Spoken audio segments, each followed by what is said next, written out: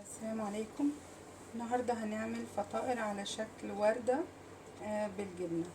المكونات اللي موجودة عندنا علشان نعمل العجين الأول 3 كوبايات دقيق، ودي كوباية رابعة للاستعمال، سواء هنشوف إذا كنا هنستعملها ولا لأ. معلقة كبيرة خميرة فورية، معلقة كبيرة بيكنج باودر، معلقة كبيرة سكر، ومعلقة صغيرة ملح، حوالي نص كوباية لبن دافي، وربع كوباية زيت، وبيضاية. اول حاجة هنعملها خالص ان احنا هنحط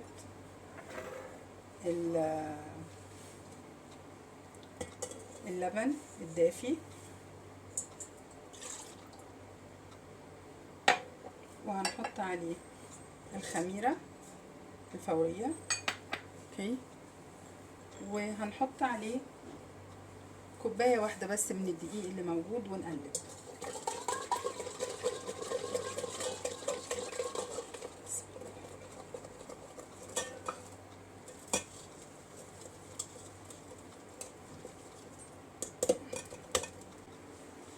طبعا واضح دلوقتي عدى عليه 10 دقايق، وهنبص نلاقيه ان العجين اللي احنا عملناه خمر وعالي.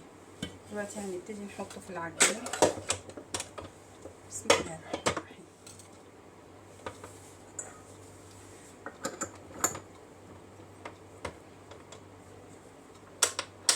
واحدة واحدة هنبتدي نلف ونزود عليه الزيت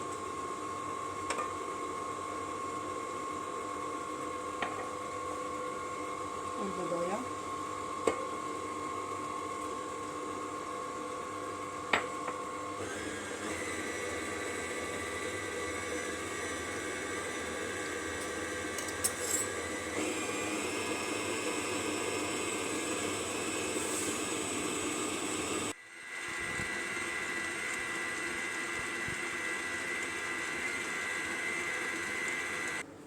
بعدين هنضيف الدقيق، بقية الدقيق بتاعنا، والبيكنج باودر، والملح والسكر، ونبتدي نعجن تاني نشغل العجان.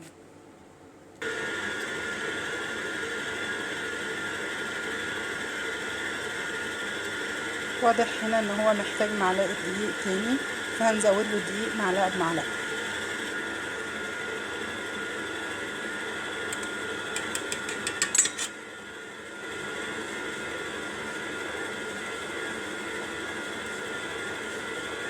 نزود ونتفرج ونشوف برضه هيحتاج تاني ولا لا.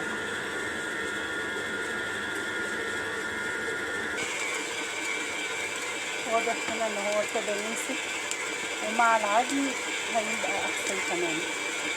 كده هنسيبه يتعجن حوالي من 8 ل 10 دقايق، وحطينا تقريبا نص كوباية الدقيق اللي كانت موجودة معانا زيادة، يعني حطينا تقريبا 3.5 دقيق. كده احنا وقفنا العجن، وملاحظين ان العجينة طرية ومتلزقش في ايدينا، وقوامها جميل. هنطلعها دلوقتي. بسم الله الرحمن الرحيم.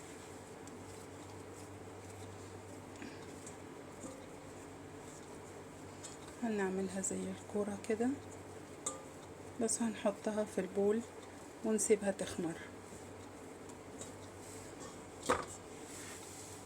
نغطيها ونحطها في مكان دافي تخمر. دي العجينة بعد ما طلعناها وسبناها لحد ما خمرت وتضاعف حجمها. هنبتدي بقى نشتغل فيها. بسم الله الرحمن الرحيم.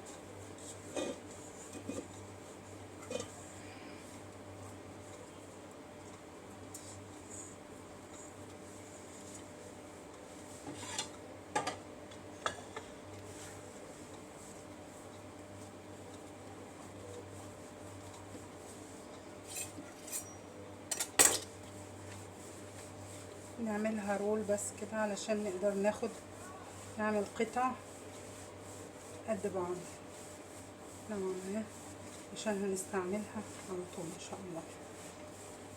بسم الله الرحمن الرحيم.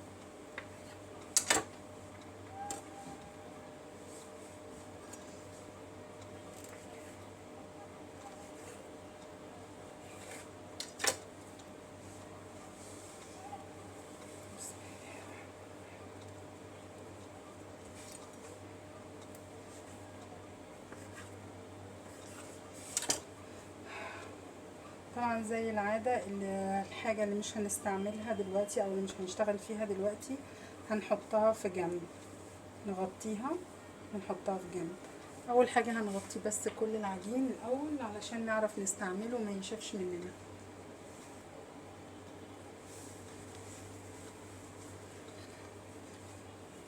كده نبتدي نعمل العجين كورة كورة.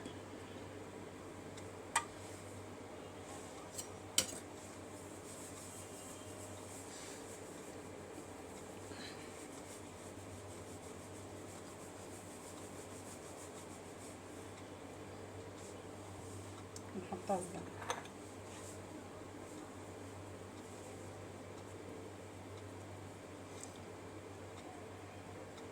نعمله زي السرة من تحت الاول وبعدين نكوره، ونحاول كل قطع العجين تبقى قد بعضها، كل القطع تبقى تقريبا قد بعض. واللي هنعمله برضو دايما نغطيه لحد ما نخلص كل قطع العجين اللي معانا، بعدين نشوف هنعمل فيهم ايه. دي الكور كده اهوت بعد ما عملنا العجين وقطعناه ولفيناه. دلوقتي كده هنعمل الحشو اللي هيتحط في الفطائر اللي هنعملها. دي جبنه بيضه، ويستحسن يكون نوع مش سايل قوي او مش سايب قوي في العمايل، في الجبنه يعني من نوع الجبنه علشان ما تسحش في العمايل. وده نعناع وعليه بقدونس وحبه البركه. ممكن نحط زعتر زي ما تحبي، حبه البركه مش عايزه تحطي خالص ما تحطيش. وده شويه نص قرن فلفل حار متقطع قطع صغيره، هنحطه بس يدي طعم معاها. هنبتدي دلوقتي نعمل الفيلنج. اول حاجه هنروح منزلين الجبنه. اوكي، نحط معاها البقدونس والنعناع،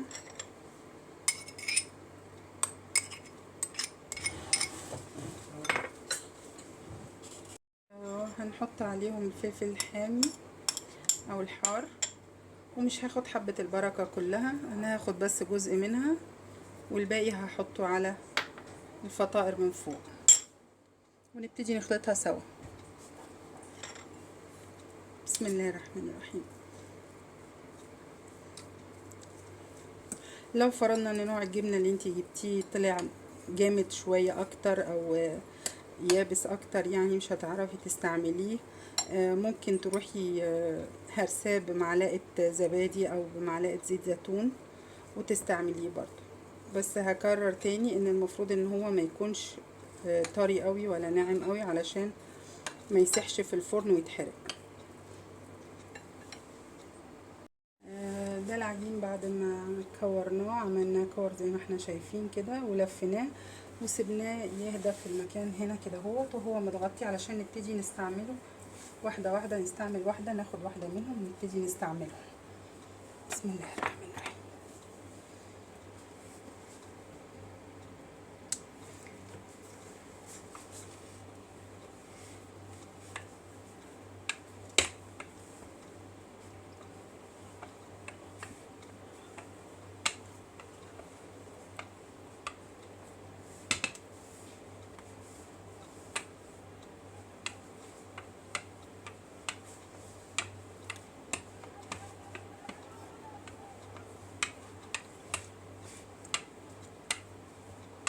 هنعملها كده اهو الدايره، وبعدين هنيجي بالسكينه نقطعها كده اهو من الاكس، نتقطع من هنا قدام الناحيه التانية كده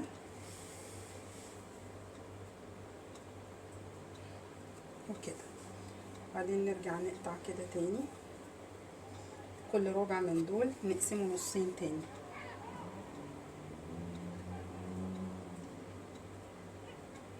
مع المحافظة على ان النص يفضل زي ما هو مش مقطوع. هنجيب الجبنة بتاعتنا اللي احنا هنستعملها وهنحط حبة في النص كده، ونبتدي نقفلها. اول حاجة هنقفل دي كده،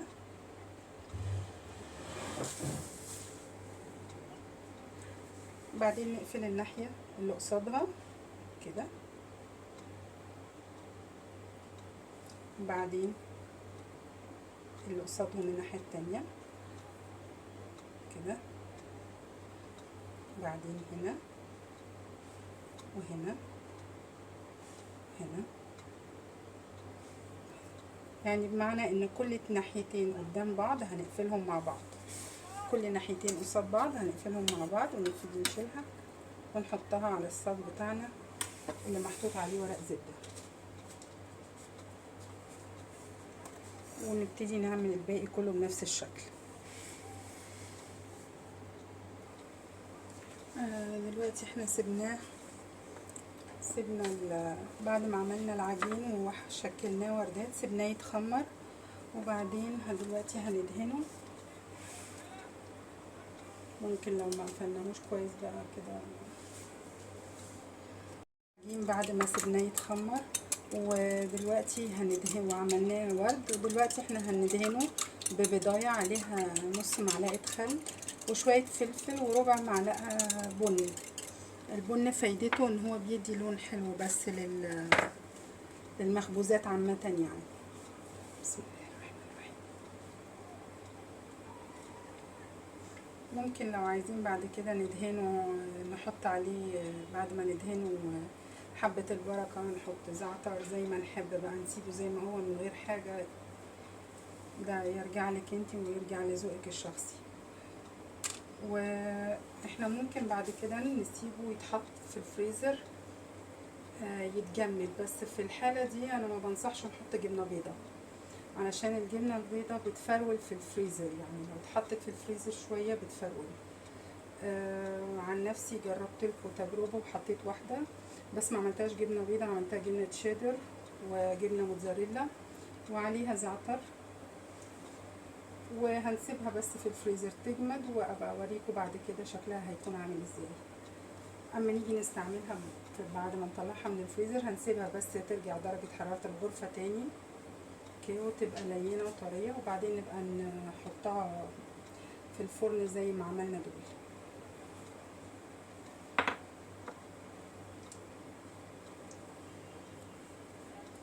كده احنا دهناهم كلهم، وطبعا الورق الزبدة دوت بينفع في ان احنا اول حاجة بيحافظ على المخبوزات من تحت ان هي ما تتحرقش، وتاني حاجة الصاج بتاعنا بيفضل نظيف نوعا ما. ممكن بقى لو عايزين نحط في النص شوية حبة البركة في بعض الوحدات مثلا، نرش من بره زي ما نحب بقى،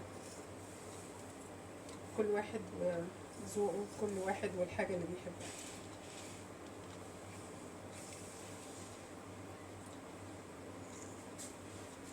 ودلوقتي هنحطه في الفرن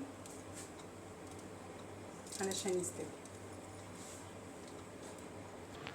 وده شكلهم بعد ما خلصوا، طبعا شكلهم جميل وهشة من جوه وخفيفة. ممكن يبقى سحور جميل مع شوية سلطة وزبادي مع خوخ او فاكهة ومع معلقة عسل، بقى سحور جميل. ألف هنا وشفا ورمضان كريم.